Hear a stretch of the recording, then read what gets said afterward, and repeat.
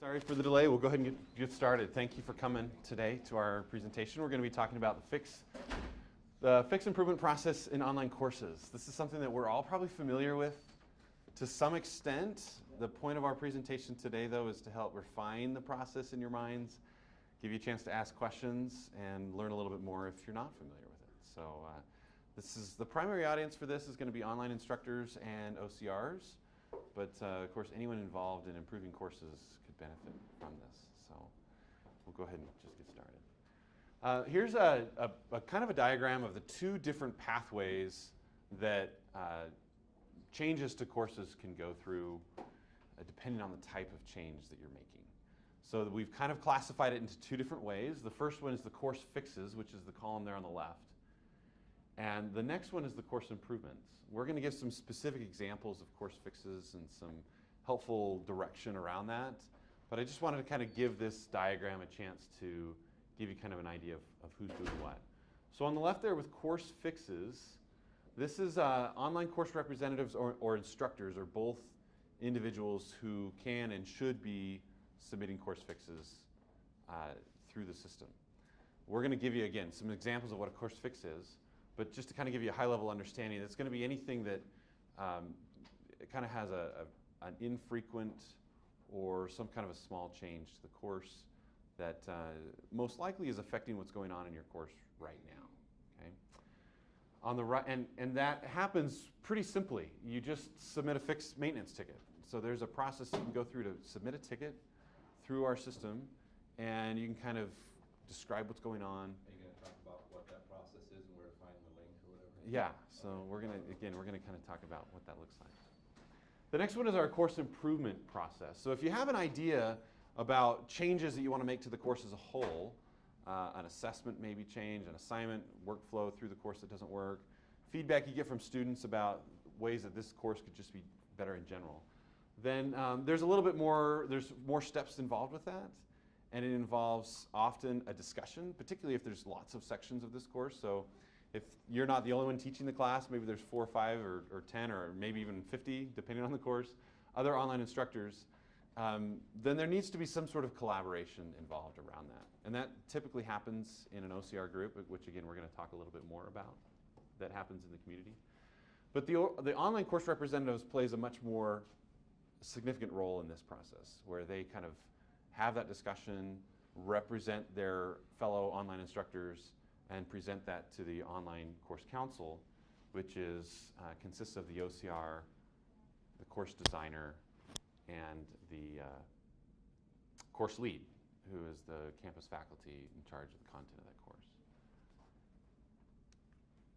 So just some things to keep in mind. If you're an online instructor, and that's your role, so the two roles that online instructors have are either just the online instructor or you can be an online course representative, the OCR. Some things to consider if you are the instructor is that there is a course group in the community that is different than your teaching group that you can go to and is designed specifically as a space for you to submit ideas, to talk about things, to collaborate, and to coordinate with other members of your group.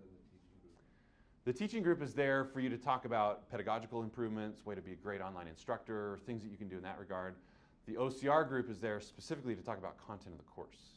So discussing course group and OCR group are synonymous? Mm-hmm. Yes. Okay, I'm sorry. No, it's good. Mm-hmm. That's great questions. We want to be as clear as we can. So you've got your teaching group, which is the area where you're kind of collaborating with other online instructors about just being a great online instructor, policies, practices, things like that. The OCR group shouldn't have conversations about that. It should specifically be about, hey, this quiz 5, question 3, I think that's kind of bogus. We need to look at that and make some improvements. Or, hey, I've got this really great idea about how we can improve the final assessment of this course. Discussion boards, maybe we can upgrade the questions. All of those discussions can be happening with that in that group. Communicating with your OCR kind of goes hand in hand with that idea, and that is the role of the OCR is to gather these ideas from all their online instructors that teach the same course. Online instructors can also submit fix and maintenance tickets. Assuming that the first 2 bullets are happening, those fix and maintenance tickets can be a lot more effective.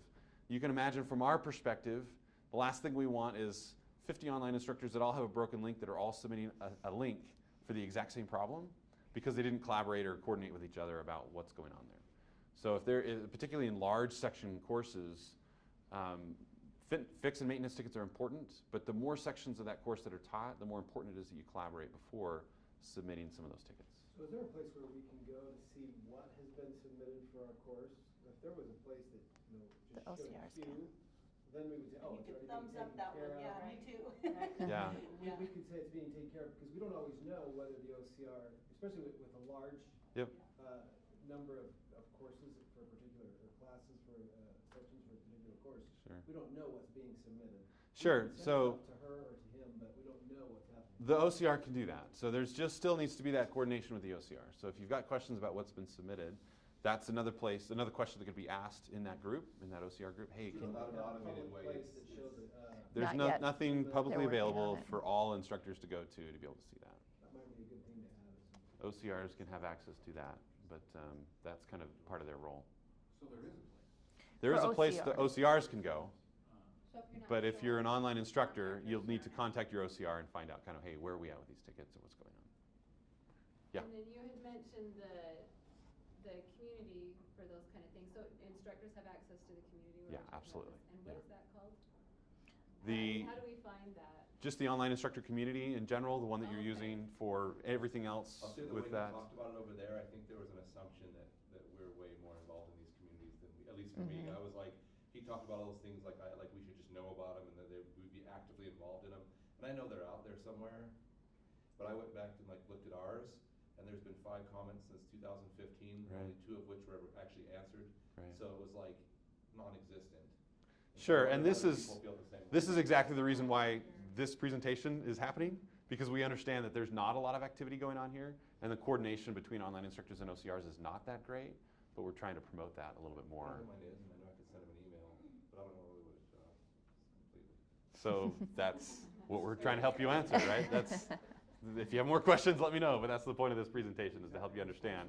Among those instructors is you don't know and that isn't inactive? This is well, the course groups are brand new. We've always had the TGL groups, but the course groups itself, that part of it is a brand new component When that we were there, just I pulled mine up, and it rolled was out. me and one other person in it. Yeah. There's 2 people. So you can contact your OCR and say, hey, how many sections of this course are being taught, so you know how many people should be.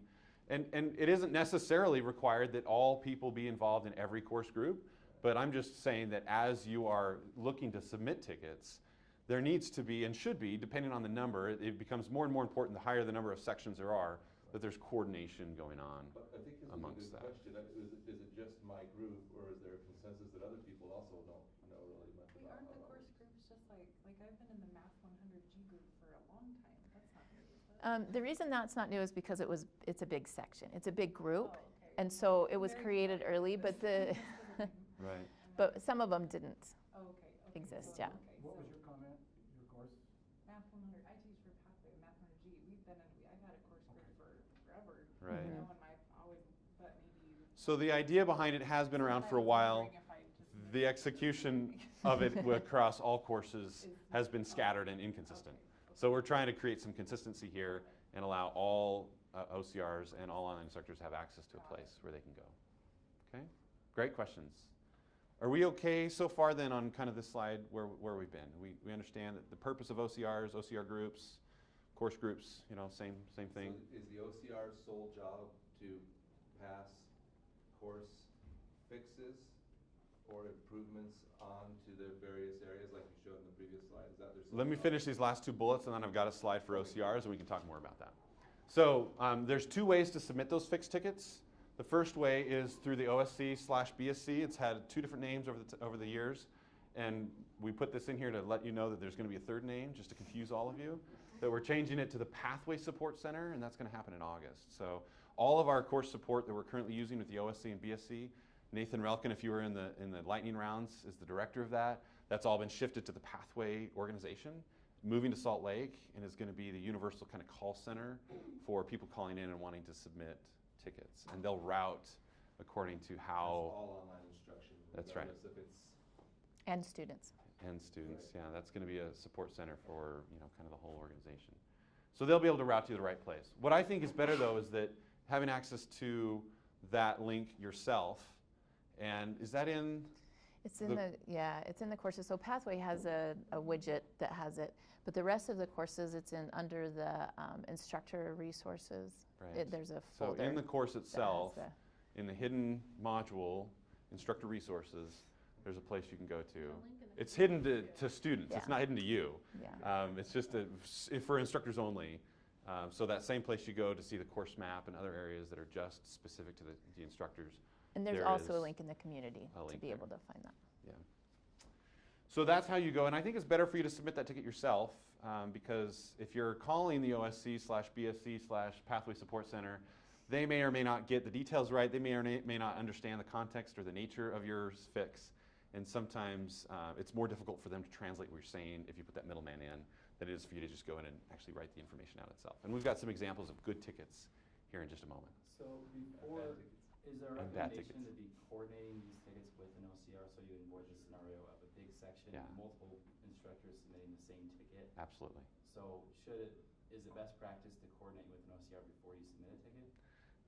Right, and again, depending on the number of sections, we have a majority of our courses only have a handful, maybe 2 or 3 sections. So we talk a lot about these massively large section courses, but that's actually more of the exception than the rule. Most courses don't have that many, but if you've got 5, 10, 15, you can imagine how quickly something can escalate into a pile of tickets that we're sorting through that are all similar or the same if there's no coordination. So if you're the OCR by default because you've got one section, then you're off the hook. You don't have to worry about coordinating with anyone, which happens as well. But if you've got 3, 4, 5 others, then yeah, go into this course group or contacting your OCR and saying, hey, here's something I found. I'm happy to submit the ticket. Do we know anything about this? Has it already been done? Yeah, You know, the what? OCR may say, I'll submit the ticket, or they may say, great, go ahead and submit it. Exactly. And then if somebody else jumps in and does the same thing, they can say, nope, we've already got this addressed. Right. You know, you don't have to submit the ticket for that. Okay. So more coordination there is going to be better. Probably not possible to over communicate when it comes to submitting tickets or not. Here's the kind of the things to consider as an OCR. First 2 tickets or first 2 bullets are exactly the same. They're in the course groups. They're monitoring. Their job is to glean the similarities, right? So if we've got 5 posts that are all about the same thing, they can shout out and say, hey guys, can you see that there's similarities here? I'm going to make sure that we address this. They can themselves submit tickets if they want to, or they can delegate that to you. But the piece that's very unique to OCRs is they also sit on the course council, which is where you, online instructors, have representation in the course council on making updates and improvements to courses. So online instructors really have no voice in and of themselves to making changes, except submitting a ticket and saying, hey, I love this change, which for an improvement doesn't typically go very far. This is how this quiz is, not That's right. what we're teaching. That's correct. Okay, not content, but. But it could be. It could be content, it could be assessments. The council is both then. The council is in charge of the entire course as a whole, right? So You say I've taught this course at 3 other universities and they include this module. Should we be including it? That'd probably be Okay, discussed, so right? that could be a suggestion that you Whatever. submit or It's the talk about. curriculum and technical, how Correct. which link works to which link. That's Okay, right. everything- So one example of a fix is I have a broken link in my course that needs to be updated, right? That's a no-brainer. We clearly need to fix that. You can submit a ticket with that. If there's 15 sections of your course, coordinate with your OCR before you submit that so we're not getting 15 tickets for the exact same link. If you say, hey, I've got some really great ideas about how we can make changes to the content or the pedagogy or the assessments of this course or anything kind of more involved that needs decision-making policy behind it, not just yeah, clearly we need to fix that. That's where talking with the OCR is going to be mandatory. That's like a really important part of that. And where that OCR that can then go to the course council meetings and represent those ideas with the designer, with the course lead, and they can have that conversation about, are we going to implement this idea or not? So sorry, one more question. So as a specific example, this semester, we had our exams. In their instructions, it said they were 2.5 hours long, but they were set to be like 2 hours long. And so they sent out an email saying, hey, everybody, heads up. So we went and changed, you could change the exam yourself to be 100 and, whatever it is, 150 minutes instead of 120. Sure. But if we just did that, the next semester, the likelihood that they're going to be 120 minutes ahead is very high, right? Very high. So that would be that would be a fix.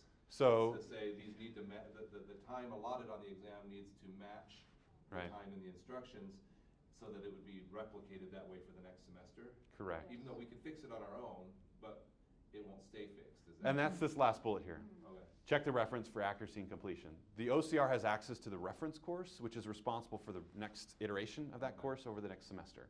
So if you're getting an email from your OCR saying, heads up, this has happened, you might maybe reply back and say, hey, did this get fixed in the reference course as well? Because they are the ones that represent that function, that action needs to happen through them, through the course council. But it's likely that if the OCR is aware of it, that discussion is happening. And OCRs, if there's any, are there any OCRs in the room? This is going to be part of your responsibility, making That's sure. my question, like, can I go in there and like fix typos or that sort of thing? I So- wasn't When you sure. submit a ticket, There- you submit a ticket. You can, yeah. And there are kind of some levels of impact, right? So a typo, a misspelling, things like that. Yeah, you have the right to be able to go in and make those changes If to you that have editing reference and be able to access. do that. If it's something where there's a specific quiz question that you think needs to be That would have to go to changed, the course then you talk about that with your counsel and say, hey, I don't think this quite works. What are your thoughts? What's the justification for having it like this? Can we make a change to the reference so this doesn't repeat? Instructional changes, again, are kind of underneath that, well, clearly there's inconsistencies here that we just need to rectify. And so, I just wasn't sure what circumstances I could actually go in and change the reference course. I think I tend to Just send don't a ask, maintenance just fix. do it. First one, You don't always I have would go editing opposite of access. that and Most say- OCRs. if in doubt, talk to your designer, your course counsel, Okay. and I'll just tell you ask though, I work questions. at two other online for Arizona State University, and I teach full time, and never have I seen like this level of tightened down. Sure. You know, and I'm not saying it's bad because we have a large number of people trying to do a large number of things, but the idea that you would have to get approval to change a typo or something is pretty crazy. Sure. That's just. you And know, that I've doesn't never seen require that anywhere. approval. A You typo know. doesn't require approval. Right. Anything that affects the design. Depends on where the typo is, it can. If it's a file that's in the course that was uploaded, and there's a typo in it, only the designer can go change that. Well, right. So if you have access to it, is what I was getting at. Like if it's an instructions in iLearn 3, and there's a typo there, Right. and it's something that you can change, you can Yeah, the change. HTML stuff. You can do that. Yeah. Anyway, So- it's unusual. Yeah, it is unusual, and it's a scale, and it's a maintenance, and it's a kind of helping us make sure that we have some quality control. Because we have this model of we design the courses and we have people facilitate those courses, having those facilitators, you know, there's this constant tension between how much freedom should we give Are them, we instructors or facilitators? facilitating the course.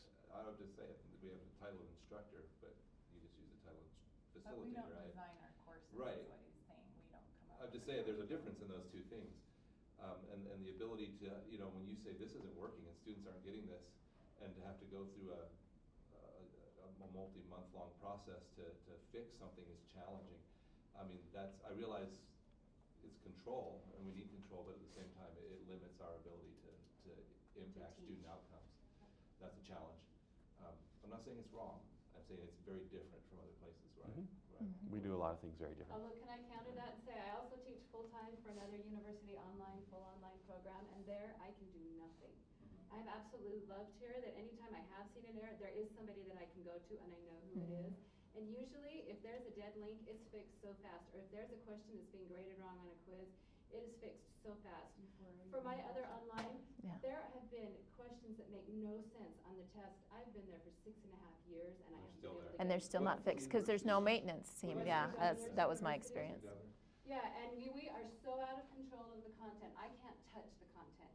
I have to ask for a fix from somebody else for anything, and it's gotten a lot better than it once was. There's some things that'll be fixed within a week, but there are other things, like test questions, that it takes a council to fix, and 6 years I haven't been able to get typos fixed on the test. Drives me crazy, so I think this is awesome. There is a lot of So support, yeah. So I've got a foot in these two, like ASU is like, you have complete freedom in Blackboard to make this however you want. Yeah. You don't want to impinge on your academic I can't freedom. imagine. And then here it's much more rigid, and I'm on this council at the college I work full-time at, and we're kind of trying to decide what direction Where's the balance? is best for us. Yeah. And so. Yeah, it's a constant tension, and there's always the idea behind academic freedom is great, but when academic freedom equates to poor quality controls, you know, not everybody has the same ideas about what the course lead who Or skill sets. per Yes. you know, per our accreditation, We have to tie outcomes to a campus faculty member who has control of that content. And if we release or relinquish that control, then we no longer have consistency with outcomes. And so now we have a faculty or an online instructor who's going to go far too much away from the outcomes, and then we lose credibility in the eyes of our accrediting bodies. So there are some really academically generated, reasons for the lockdown and the control of that content when you've got folks that are not in charge of creating the course, that don't necessarily have the credentials, or that at least don't have the same perspective that the campus does that they're driving with those course content. So all of those things are at play. It's hard to know exactly where the right or wrong is, but we're constantly playing with the tension between those two. So over the years, you've seen that swing a little bit from one way to the next. But we feel like the course council is a really great solution. It gives voice to everybody who's involved in the course in one way or another.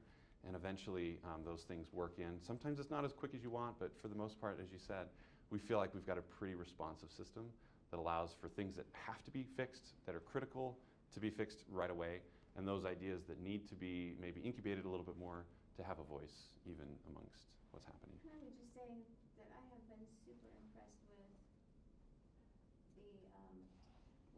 your group, the ones that fix things right now. It's quick. It's really quick. It didn't used to be, but it's getting a lot better. And this semester, I'm like, it happens instantly almost. Yeah, I it send does now. something and they do it right away. So What is the average turnaround time? Because I've had the opposite experience where we've submitted tickets that it goes at least a semester before anybody acknowledges it. So it depends on what you're turning in, and it depends on when you turn it in. Early in the semesters, you can imagine we kind of have that ramp up, right? It's brand new to the course is just starting to run, and everybody's getting in, and we're starting to see those things. So we get kind of a peak there.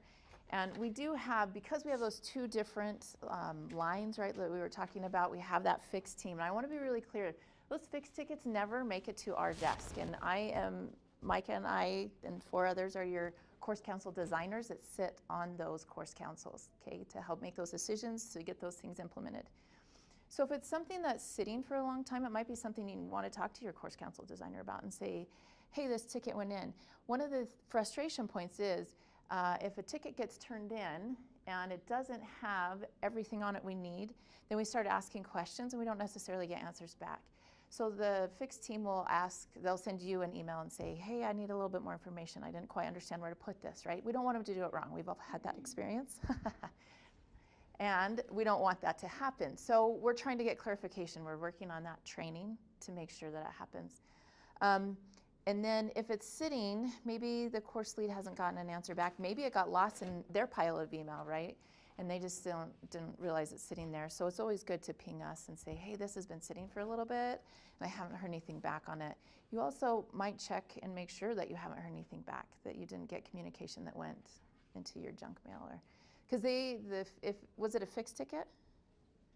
Or was it? Well, my interaction is just with my OCR, and I get responses that, hey, I've submitted a ticket or this request, and then a couple weeks will go by and they'll just give an update saying, haven't heard anything yet, stay tuned, and then it's well past the point of hopefully. And is this in the last semester or two, or is this in previous years? What's the time frame on this experience?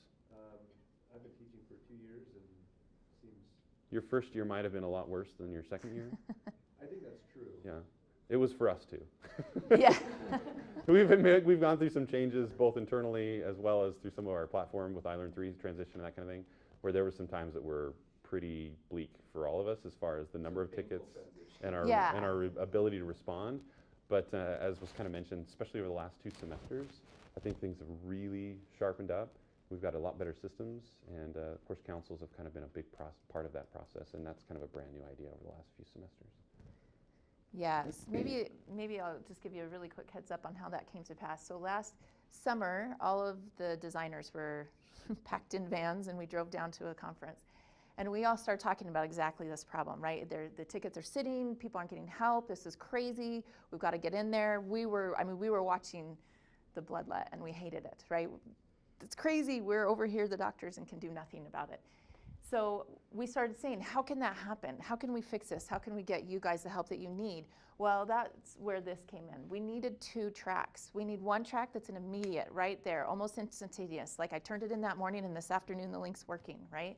And we need that. That's real. In online education, there's not, hey, come back Thursday and we'll have that fixed. You are just gonna keep getting emails until that's fixed, right? So even no matter how many emails you've sent and how many announcements you've put up, right, you're gonna keep getting that. So we realized that this fixed maintenance line wasn't enough. And it wasn't enough to keep our courses healthy, happy, and up to date, right? Hey, maybe there is a module that we hadn't thought about. There are other things, and it's the portfolio I work with, we have great course leads. We have made many changes to the courses because we've heard from instructors and OCRs bringing that up to us. So the difference here, I think, is still a little bit fuzzy, and so I want to talk about that for a minute. For a course fix or maintenance, that is that one-off thing. And when I say that, it's a one-time thing, but it could be just one quiz that you've turned in for every single semester. And it's still due on Wednesday, and it's supposed to be due on Saturday, right? And you turn it into a fixed ticket because you think it's just this one-time thing. Well, what's happening is they fixed it. They went through maybe 50 courses, right? 50 live courses. They fixed it maybe in their reference course. But there are some notes on the back end that tell them when to set those due dates. And those notes on the back end will never get updated no matter how many times you turn it into the fixed team, because that's not their job. Those notes are locked down so that you can get in as an instructor and say, you know what, this is the 4th of July week. Let's be real, nothing's due on the 4th of July. I'm moving these dates, right? But we have that anonymity to make some of those adjustments. Hey, we had a technology hiccup, I'm gonna move dates, whatever you need to do, right?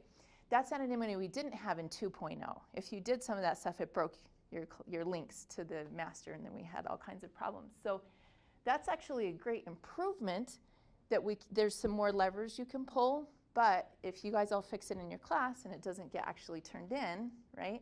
And even if those times maybe got fixed, but the notes didn't get fixed, somebody might get in there and just put it back to 120 minutes. So that's why it's really important that if we see that happen, anything that's a pattern. I had one OCR, bless their little heart, that turned in 17 broken links. Sat down and wrote 17 tickets before they contacted me. By about ticket 3, I should have just heard. We have tools that can go through and search the classes for broken links. We can search for certain verbiage. Those are newer. We can do things a lot faster. And if you'll get a hold of us and say, hey, we've got this size problem in this class, or a continuous problem in the class, we can make changes that the fixed team is not trained to make, because they're meant to be that one-off, very reactive, right now, we're listening, right? Fix. So then what are course improvements? Exactly what we've been talking about, maybe something bigger, or hey, this assignment is wonky. It doesn't work online, or it doesn't work now because something's changed in the world, or something's updated, or whatever. That kind of stuff is where we need to bring it into the course council. The course councils are supposed to be meeting every month, or not every month. Woo! Don't fill my calendar. Woo! I can hardly keep up at once a semester. Okay, so every semester they're supposed to be doing that. So this is why it's important that you're part of those conversations. Now, if there's only 2 of you and you're emailing back and forth, I will close my ears and just send me the information, right? Because sometimes if there's only 1 or 2 of you, that's just as quick as trying to get into the community and dig to find that.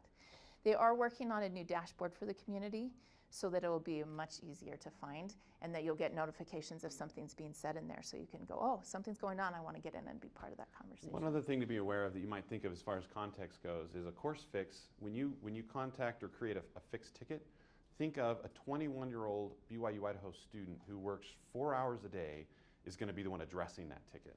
And if you feel comfortable thinking that kind of a technical expertise could handle what you're putting into it, then know that that's probably a ticket, a fixed link, an instructional anomaly, changing a date, that kind of stuff. The course improvements are a highly trained course instructional designer with degrees and that kind of stuff, an OCR, somebody who understands the course pretty well, and the faculty, the campus faculty. So if the nature of the change you think would be more qualified for that group, then it's most likely a course improvement idea, and that needs to be, again, you can create some sort of a ticket for it, But that's probably the communication needs to happen either directly with us or in some channel through your OCR to get it to us. So the wording of the fixed ticket needs to be worded in such a way that a 21-year-old and Yes. we're getting there. very Yes. specifically, I want this date on this page. That's a great point, and we'll. Yeah. And so when you're talking to that 21-year-old student and you say, find me somebody who can, because they keep telling you, I can't, you are the people. We who are, can. yeah. That's right. Yeah, that's the moment to go to the difference. So there's that graphic. That's, so that's why it's, yeah, just to reiterate, it's important that these discussions are happening, right? Yeah. So, finish your thought, and I have another question. Well, it's just that they're happening and that they're being filtered to the OCR. If your OCR did not indicate that they picked up that idea, that they addressed it in somehow, or that they even said, you know what, we've actually tried it that way before, perhaps it doesn't work because of A, B, or C, maybe A or B changed, right? We could check on that, or that's how it is for right now. We have the platform we have, or we have the situation we have. But then you'll know. So make sure that that OCR is in there and making those comments. That's how you know you've been heard. Yeah. So I have a question about students who have suggestions. For example, this semester I had a student who was very, very passionate and emailed several times about a particular assignment. And I said, I don't have authority to do anything on this, and what I said was the mid-course evaluation where they have an opportunity to leave feedback on the course.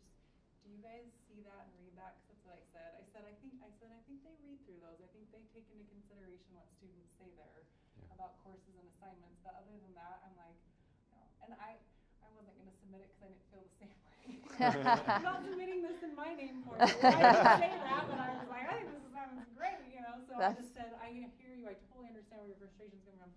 Here's how I think is the best way for you to be able to be heard is on your mid-course evaluation, say in your course feedback where you can write stuff, this assignment, blah, blah, blah. And I said, they read those. I don't know if I told her the truth though. So here we No, it really wasn't. I felt her pain. I understand what she's saying, but there truly is nothing I can do. Yeah, I can't absolutely. fix that, and nor did I think it should be. But there's a course counsel that could decide if maybe her input was, you know what I mean? So do you guys look at that when you sit down and go through it? Do you see that? Or should we submit it saying a student requested this and then add our own opinion? But I don't necessarily agree. Yeah. Wanted to pass on the student. I've gotten it both ways. What would you prefer? What do you want?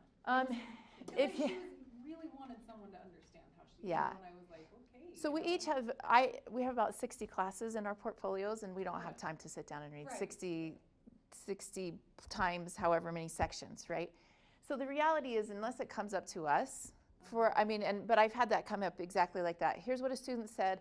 Here's what my opinion is, especially if it's not something that, well, either way, if you agree, like thumbs up, right? Let me vote that up, or. Pass this on to the course designer. Yes, and that's exactly, we'll vet this. We do want to hear them.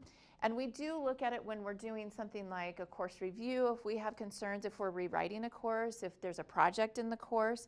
If we've gone through and said, hey, this assignment's a problem, then we'll start pulling that data. One other avenue for that is for courses that are performing low generally. We have student ratings that we look at really consistently. And every semester we get last semester's course ratings on how students feel. And in my portfolio, I have a pretty good number of courses that are performing pretty poorly. And so I'm digging through student feedback all the time. Okay. And so I look really closely at that. So if the course The is thing she's rating the course, how she likes well, it. see, this Right. is it. So if the course is doing really well, generally speaking, the chances of us finding that one comment is lower than if the course is performing really pretty poorly and we're digging through really trying to figure out what's wrong with this course and what we can do to make it better. That makes sense. So is it annoying to you if I promise a student who's really passionate about something, I will pass this on? Is that annoying to you guys? No, to get not me at all. No. Absolutely. No, and I think that, we have to have the help. There's no way that we can know 60 courses. There's no way that we can be in them, but we can be fairly responsive. And some of I want one just to say, course improvement doesn't necessarily mean it has to be long. It doesn't necessarily have to be a 2 or 3 or 4 semester process. Sometimes it's a 1 semester process. Some of my OCRs that are in my portfolio know we've been in that semester. The changes, it comes out the next semester. It depends on the size of the project and the scope, how much it's going to take to do and how much bandwidth we have, because we do have higher times and we have lower times. And my team will have different bandwidths. It also depends on when that course improvement is submitted. Because Yes. Right now, Right. Course council doesn't even meet, and then June 20th is the deadline, is that correct? For June the- 30th. Next. Yeah, so June 30th. 30th. Yeah. And then, so that can depend a little bit too over summer, right? But one of the really important things to understand, and I've had people ask that question, why are we 4 weeks before the end of the semester and you're telling us it's the cutoff? Well, because we have to start copying those courses. We have to make sure the first iteration copies correctly. Then we have to spend all the other copies. Then we have to enroll students, which isn't just a click of a button, mind you. Remember, that's like a program. Remember when you used to have to put like Word on your computer and it'd take like 18 hours, right? You got your software package and 2 days later you could use your computer. It's kind of like that. So we have to run all of those bridges. We have to get all the instructors in. We have to get everybody permission, eyes on that class. And then we have to keep doing that, right? Because the students are dropping and adding and dropping and adding every 15 minutes. And that's why we can't have access to our courses earlier as well then, because there's some sort of Right. process going on. Until those processes are complete, then that's, obviously we'll still keep running the student iteration of that after. But it takes longer when we're putting 30 students in, right, than when we're taking 3 out and putting 2 in. So we need that time to make sure that it's done. The other frustration is, and I've had this happen where people have popped in, they've done a maintenance right after the course copied. So it looks like it's done. We're checking the reference course. It looks like it's all updated. We're all good. And then we get to lesson 12 where we made that, and it's not there. It's because in that process, we got caught because we had our hands in the cookie jar when we were supposed to be out of it after that blackout date. Are we good? Any other questions, thoughts? So just some thoughts on the maintenance tickets when we're filling them out. One of the really important things is, where is this in the class? I can't tell you how often I'm spending way too much time on this part of it. One of the most beautiful things you can do is just go up and grab the URL of the page you're on and stick it in there. So I can just click and I know. I have vision on all of your guys' and the maintenance team. Every class, they can get into every class. So if I can just click that, then I can see the page, right? Now I'm looking through a page instead of a class. That right there takes a ton of time out of it. And then specifically in it, right? If I need to look at a quiz, do you have a specific question in that quiz that we're looking at, right? The more specificity that you can give us, the better that we're going to be able to serve you. And again, remembering that most of the time it's the 21-year-olds who, I mean, they're trained, they're good. I have full confidence in them. I have a full staff of them in my office that work under me that are not the maintenance team. They are good, but I'm out there, right? Mine can come back to me right immediately and say, wait, so was it this one or this one? You, for a maintenance ticket to get that answer, that they have to email you, they have to email the course lead, and they have to start waiting. And that means you're starting to wait, right? So the more we can put in there, the better. The other thing to keep in mind is these students, as good as they are dealing with hundreds of different courses. They have zero context. Most of the time they know nothing about the content. And they have their own metrics based on efficiency. So they're measured on their performance in their job with how quickly and how effectively, that is there as well, but how well they resolve that ticket. And so they don't have a vested interest to spend an entire afternoon digging into this one quiz to see if they really got the right question or not. Now, mind you, they want to do the right thing. They're certainly not being flippant about that, but just understand their context and the expectations that are placed on them. Another really helpful thing is screenshots. If you can take a screenshot, this is right, this is where in the page I'm talking about, this is where in the quiz I'm talking about, or this is what it looks like to you, because remembering admin access, right, and you've had that probably same frustration. It doesn't look the same to you as it does to the student. So a screenshot so you can tell us. And then this is really important. The changes need to be made in the sections, meaning the live courses that are going right now, or the reference. Maybe this just needs next semester, eyes on it, right? We've already addressed it in this semester, or both.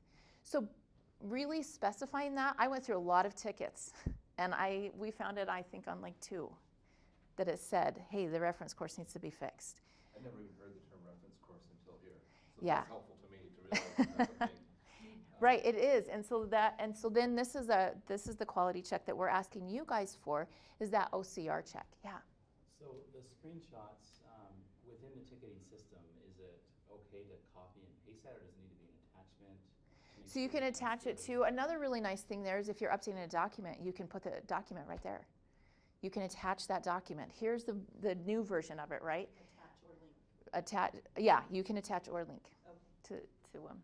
You can put a URL in the body, or you can attach a screenshot, like a PNG or a PDF. Yeah, you can attach files. So it's, I mean, like I say, the more that they have, the better off we are. The other thing is, there are quality checkers. We rearranged the Fix team a little bit so that we have students more often in the same class, right? The OCRs to the same person, right? We go right there so that they've been in the class and they're getting a little bit more context. And then we have a full-time student under each of us that is looking at our whole portfolio for patterns. One of the patterns that came out in mine is there was a particular server that videos were on. We thought we'd gotten them all off of this server because we knew that there were issues with people being able to see those videos, depending on permissions. Anyway, we found that there were a handful of classes in my portfolio that they had not been taken off of those.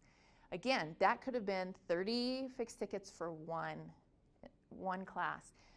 When I got the pattern, right, when we found the pattern, then we could go in, we could proactively take care of it.